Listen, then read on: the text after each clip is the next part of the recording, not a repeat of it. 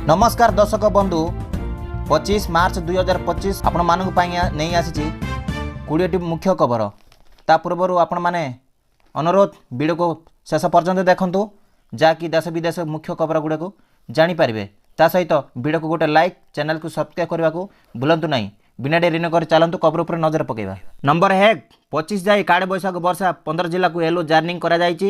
राज्य में काड़ बैशाख थांडव विभिन्न स्थान में वर्षा होबार संभावना रही। पवन होईपारे आज 15 जिला को येलो वार्निंग करा जायछि। पाणीपाग विभाग कलाहांडी कंधमाल मयूरभंज वज्रपात होउछि। काड़ बैशाखी प्रभाव में सारा राज्य बड़ धारणर वर्षा होबार आज विभिन्न स्थान में वर्षा होबार संभावना रही। परवर्ती प्रश्न ओलटिला बस समस्त यात्री गुरुतर आहत बालुगां मेडिकल रे भर्ती करा जायछि। खोर्धा जिलार बालुगां निकटर जातीय राजपथ में बाइक शहेगुड़ा गाँ छकरे दुर्घटनाग्रस्त होती।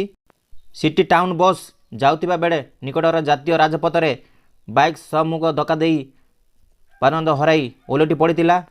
परवर्ती प्रश्न आसंता 24 रे ओडिशा आसुचंती राष्ट्रपति मम आसंता 24 रे ओडिशा गस्तर करूचंती राष्ट्रपति मम गुरुतर राष्ट्रीय कटकणा जारी कला कमिशनरेट पुलिस 24 अपराह 5:25 रु संध्या 6टा जाए कटकणा प्रभु नीलकंठ करेंगे।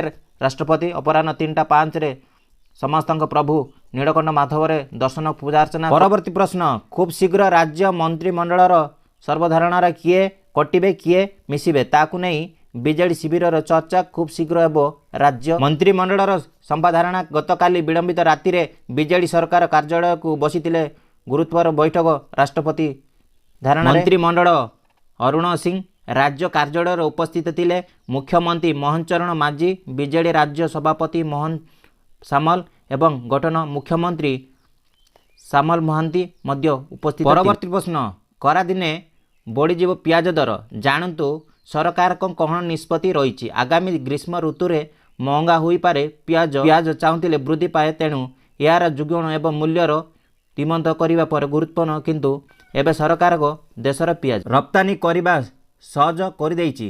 ग्रीष्म ऋतुर पियाज दर स्थित रही ना बढ़ीजीव आसंतु जानिबा। वर्तमान भारत में पियाज रप्तानी उपरे सर्प लागू होइछि। यार 20% एवं सरकार रप्तानी उपरे यही 20% सर्प एप्रिल 1% करने को निष्पत्ति नहीं। परवर्ती प्रश्न दिन सारा कोहला पाग सह झिपिझिपि वर्षा लगी रही। यार 3 मिमी वर्षा होइतिबा रेकर्ड करा जायछि। तेबे आसंता 3 दिन राज्य में काड़ बैशाख प्रभाव जारी रहिबो बोली आंचलिक पाणीपाग विभाग केन्द्र पक्षरु सूचना दिया जायछि। जगतसिंहपुर कटक ढेंकानाल अनुगुड़ देवगढ़ सुंदरगढ़ आज जिले में बिजुली सह घड़घड़ी होबार संभावना रही। प्रबल वर्षा नहीं वार्निंग जारी करा जायछि। सेहीपरि 7 एवं 11 सेमी पर्यंत वर्षा होबार संभावना रही। घंटा प्रति 50-60 मिमी बेगर पवन होईपारे। सेहीपरि 14 जिलार येलो वार्निंग करा जायछि।